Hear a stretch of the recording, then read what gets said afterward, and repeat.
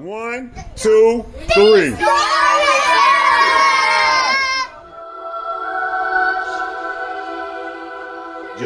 Yo, it's Storyteller. Holla at your boy. How many people will inspire them? So That's what's up, man. You know, them beautiful thoughts. I'm just, I'm gonna let this flow. And we're gonna flow natural, and we're just gonna be more than, I like to say, more than 100, but less than God. I like that. We don't get no higher than that. So, and that's how we do it, man. And I love your philosophy. You know what I'm saying? In life, I met you. We bonded, we clicked. And I'm happy that I met you in life. Yeah, I'm very happy that I met you in life as well as you. We met, we clicked. And I kept it more than 100, but less than God with y'all too. I didn't hide nothing. I don't have nothing to hide. I want y'all to know the truth. I give you all the choice. So many people in this world take choices away from people. You know what I'm saying? I'm not going to take the choice away from you. I'm going to let you know this is what's going on. Now you have the will to choose. I'm not going to take that away from you. You see what I'm saying? You're really moved by some of those words we were talking about earlier, that every human is gifted with free will, but if you have something that really touches you deep down inside, you feel necessity. No other choice but necessity to follow that. Because you feel so aligned with it, you resonate with so much with that, to the point where it's like there's nothing else out there. It's like a baseball player he grew up all his life wanting to play baseball. That's all he knew. That's all he knew. And now he's in the MLB because he stayed true to that. Or whatever it may be. And there's so many different tales of it. And then there was people that found what they love and they realized that, okay, this inspires me to do something more outside of this. That's why you see people that are polymaths that get into mathematics and also science and literature. You see people like Bo Jackson who played football and baseball. Deion Sanders, football and baseball. Prince played every instrument, but he sung too as well. He wrote his own songs. Michael Jackson sung all his songs. He produced and also danced too, and so on and so forth. And this is how I look at what I'm doing. This is coming from a place that, me personally, I could never even imagine when I was coming up doing something like this. Even though it was in me and others may have seen it, I just didn't see it. I just couldn't imagine that. So I know it's a God-given gift, and I know God got my back, and God sent the angels down here to protect me. And like I say, I go to sleep thinking about this. I wake up thinking about this. When I'm working, I think about creative ways to try to help the youth. The most important of tomorrow. This is who I am. This is my wife. My wife accepted that. She see that. My family members now see that. Friends that I know when I was young that's out there on drugs and selling drugs and all that, they know that. This is who I am. This is Nate. One thing, there was an interview that Kyrie Irving was giving, and he was just telling everybody. He was like, I had no choice but to wake up every morning and make the agreement that I'm going to follow my dreams and beyond it. And I heard somebody that I listened to, his name Sadhguru, he said, don't strive for your goals, strive beyond it. Let the goals that you already set or the dreams that you already set be the bare minimum. Everything else, that's a plus.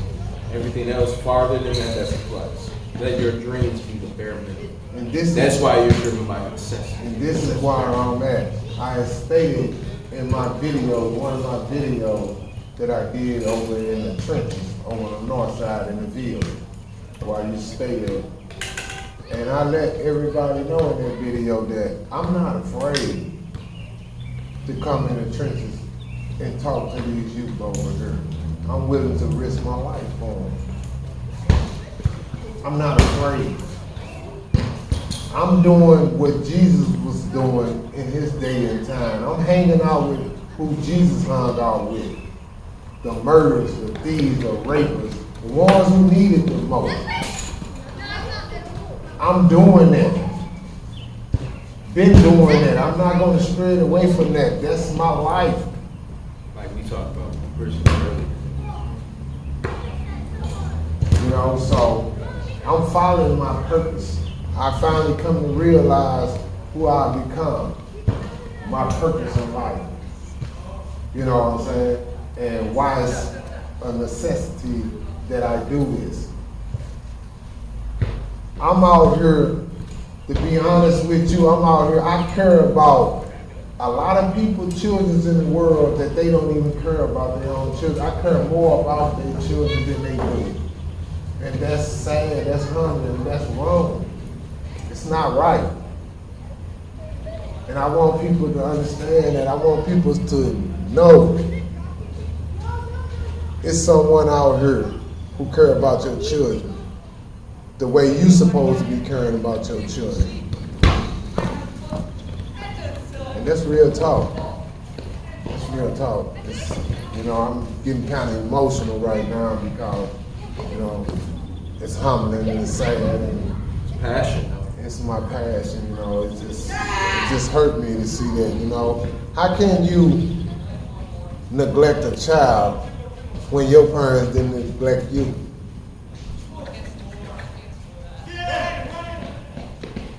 That's all I gotta say, man. I don't go too much more on that.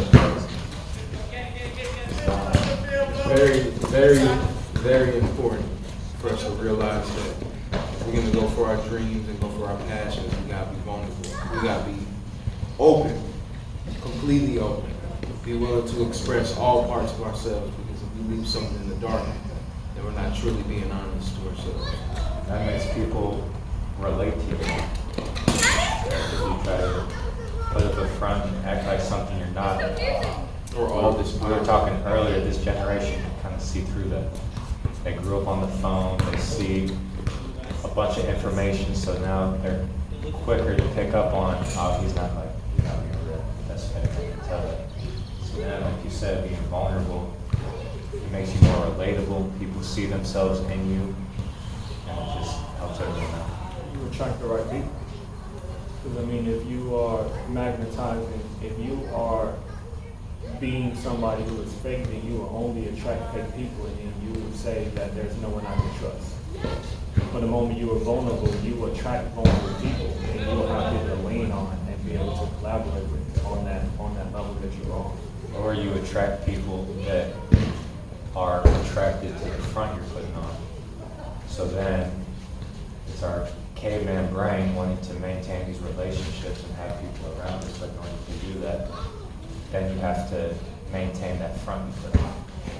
Quantity versus quality. Stressful And then life. that's and that aspect goes into the fact that you're draining yourself now because your energy is going towards something that don't exist. So now you're split as far as your persona. You have your true self and you have this other stuff that you have to hold on to every single day while you're around. It becomes this stressful thing. You're chasing an illusion. That's what you're doing. You're chasing an illusion when you're living for someone else's perception or living for the hype or the trend or whatever, you know? It's about being authentic. It's about being truthful to yourself. It's about reaching into your inner self and finding what I call, it's a word I like to say, it's called demythologize. That means to rid out all mythical aspects to bring about the truth. And this is what we all is searching for and trying to do.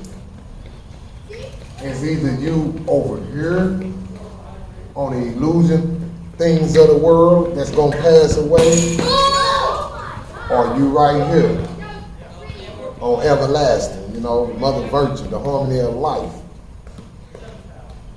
You have to choose. You have to choose. You have a choice. That's why I said earlier, I give you choice. I don't take the choice away from you. Look, this is who I am. This is what I've been through before we even go any farther. Now it's your choice. You have the will to choose to continue to communicate with me, be an associate or acquaintance to me, to grow to be a friend to me, or not. But I give you that choice. I never take that away from you and lie to you and say, no, man, this is what I'm about, this is what I've been, you know what I'm saying? I don't do that. That's not right. That's not fair. I think another thing too is that we need to go deeper into the understanding of why people get criticized or do the criticism, be part of the criticism. And we need to realize that there's a truth within those people that are susceptible to criticism or to criticize, that in a way they're not willing to stand for their truth. Because a lot of the people that get criticized are the really most talented people. You know this. LeBron James gets criticized every year, and he is arguably the greatest to ever step on the court. The people that criticize him have not touched the court, could only wish he could. They do the things, at least not in the basketball world, but at least the height of that influence and that inspiration that he gave to the world, and that he's continuing to give to the world. I'm not gonna lie, there was one time in my life where I was a LeBron hater, and then I just looked at it, I'm like, bro, why am I hating on greatness being taking place right in front of me? Like, this has never happened before. Now, you can try to compare it to Michael Jordan and all that, but to me, I look at that as apples and oranges. You can't compare. Right. Two different styles of play, two different eras. I'm not even gonna look at that, because I'm just gonna look at and appreciate that this person is great. And I know Kendrick Lamar talks about it a lot. He takes some of the most polarizing people, like R. Kelly and Michael Jackson, and a bunch of people. They're like, no matter what they did, we can still look at them as a source of inspiration and creativity, because R. Kelly is one of the, though he may be a menace to society sometimes, he's one of the greatest to ever do R&B. You can argue that he is the greatest to ever do R&B. Don't even need to speak on Michael Jackson, because we know that. Right. He went through criticism of what they said about him. So I mean, it's that aspect of those who play their roles to perfection, that they will have to experience the shadow aspects of individuals that were projected onto them. Because those celebrities and people become mirrors to which people who have those shadow aspects project onto. It's that projection that happens unconsciously when an individual sees a higher form of themselves in somebody else. Or even when you see somebody that's a stranger, where they become a pure mirror to who you actually are, to how you treat a stranger or somebody that has nothing to offer you. My mind went to the exact same place. When you said what you said, is that when you're criticizing someone, it says more about you than it does that person. It's more of a reflection of you and how you view yourself, and your own insecurities being projected onto that person. So It's a famous quote, Go, to support what you were saying and what you were saying and you were saying. It said, there's one thing, it said, being a fool, but open your mouth and erasing all doubts. all doubts. All doubts. It's one thing being a fool, but open your mouth and erasing all doubts.